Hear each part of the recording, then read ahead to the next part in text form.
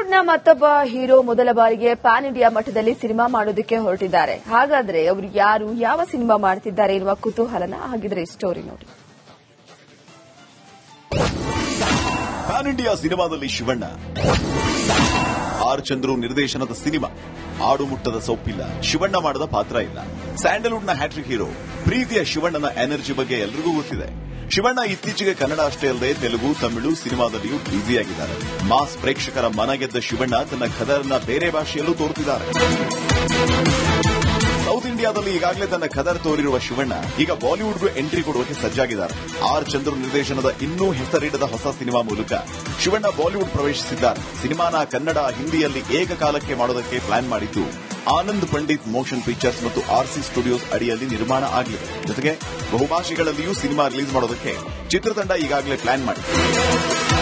ಶಿವಣ್ಣ ಪರಭಾಷೆಯಲ್ಲಿ ನಡೆಸಿದ್ದು ಹೊಸತೇನಲ್ಲ. ಈಗಾಗಲೇ 2023ರಲ್ಲಿ ತೆರೆಗೆ ಬಂದ ಜೈಲರ್ ಸಿನಿಮಾದಲ್ಲಿ ನರಸಿಂಹನ ಪಾತ್ರದಲ್ಲಿ ಶಿವಣ್ಣ ನಟಿಸಿದ್ರು. ಕ್ಯಾಪ್ಟನ್ ಮಿಲ್ಲರ್ ಚಿತ್ರದಲ್ಲೂ ಶಿವಣ್ಣ ಅಭಿನಯಿಸಿದ್ರು. ಇತ್ತೀಚೆಗಷ್ಟೇ ತೆರೆಗೆ ಬಂದ ತೆಲುಗಿನ ಪೆದ್ದಿ ಚಿತ್ರದಲ್ಲೂ ಶಿವಣ್ಣನ ಖದರ್ ಜೋರಾಗಿತ್ತು. ಈಗ ಶಿವಣ್ಣನ ಅಬ್ಬರ ಉತ್ತರ ಭಾರತಕ್ಕೂ ತಲುಪಲಿದೆ.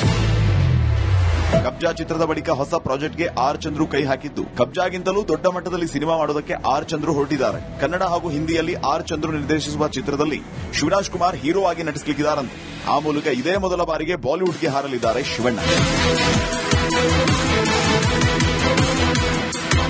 ಆಗಸ್ಟ್ 28ರಂದು ಮುಂಬೈಯಲ್ಲಿ ನಡೆಯುವ ಅದ್ದೂರಿ ಕಾರ್ಯಕ್ರಮದಲ್ಲಿ ಶೀರ್ಷಿಕೆ ಮತ್ತು ಮೋಷನ್ ಪೋಸ್ಟರ್ ಅನಾವರಣಗೊಳಿಸುವುದಕ್ಕೆ ಚಿತ್ರತಂಡ ಪ್ಲಾನ್ ಮಾಡಿದೆ. ಪ್ಯಾನ್ ಇಂಡಿಯಾ ಹಾಗೂ ಗ್ಲೋಬಲ್ ಲೆವೆಲ್ನಲ್ಲಿ ಈ ಪ್ರಾಜೆಕ್ಟ್ ತಯಾರಾಗಲಿದ್ದು, ಕನ್ನಡ ಹಾಗೂ ಹಿಂದಿ ಭಾಷೆಯಲ್ಲಿ ಏಕಕಾಲಕ್ಕೆ ಸಿದ್ದವಾಗಲಿದೆ.